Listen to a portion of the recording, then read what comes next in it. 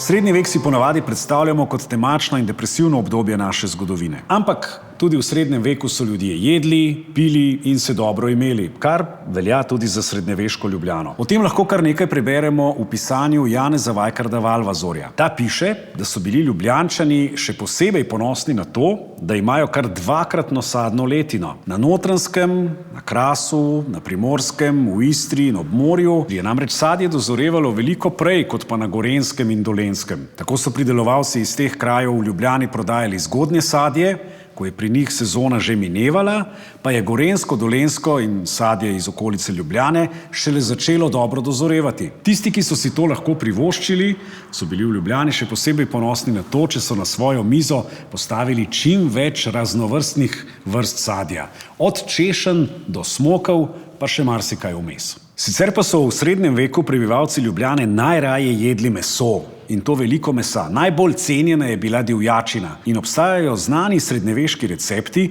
kako govedino pripraviti na tak način, da bo izgledala tako kot divjačina. Na nek način so skušali divjačino torej tudi ponarejati. Zanimivo pa je, da so sodeč po arheoloških izkopavanjih Ljubljančani bili zelo zavzeti za razno posodje. Poleg uvožene keramike iz venetskih, furlanskih in drugih lončarskih centrov so se začele pojavljati tudi domače posode, ki so bili po tehniki izdelave in okrasu z grafito podobni uvoženim in so ostali priljubljeni še dolgo potem, ko so v izvornih lončarskih centrih to tehniko ornamentalistike že opuščali. No, vsekakor pa je zelo zanimiv in presenetljiv podatek, da so v Ljubljani v srednjem veku radi in veliko jedli tudi ostrige. Večje število školjčnih lupin so našli tudi v izkopavanjih pod palačo, v kateri se zdaj nahajamo. Valvazor namreč piše, da je bilo moč v Ljubljani sveže ostrige dobiti tudi takrat, ko jih v Trstu ni bilo. In prav zato, kot vzorec srednjeveške ljubljanske prehrane,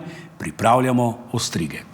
Naš srednjeveški recept je pravzaprav recept za ohranjanje ostrig, konzerviranje, če je bila količina ostrig svežih vendarle prevelika ali pa če si jih je hotel kakšen plemeniti meščan privoščiti čez nekaj časa, je lahko ostrige pripravil tudi tako, da jih je zavrel v tekočini iz kisa, belega vina in slanice, ki so jo ostrige spustile ven. Skratka, zelo preprost recept in kot vsi recepti za ostrige se začne z odpiranjem ostrig. Oster, kratek nož, malo občutka, pa gre. Takole. V bistvu je treba samo porezati zgornjo in spodnjo mišico, abduktor, s katerim je ostriga pritrjena na školjko in to potem samo školjka zdrsne ven. Krasno.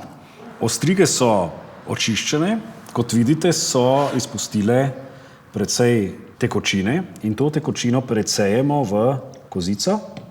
Dodamo približno enako količino belega vina in kisa. V kozici pa so že odprej narezan ingver, nageljnove žbice in lovor.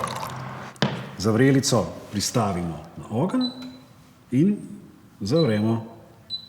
Tako, ko ostrige povrejo, jih preložimo v svežo posodo.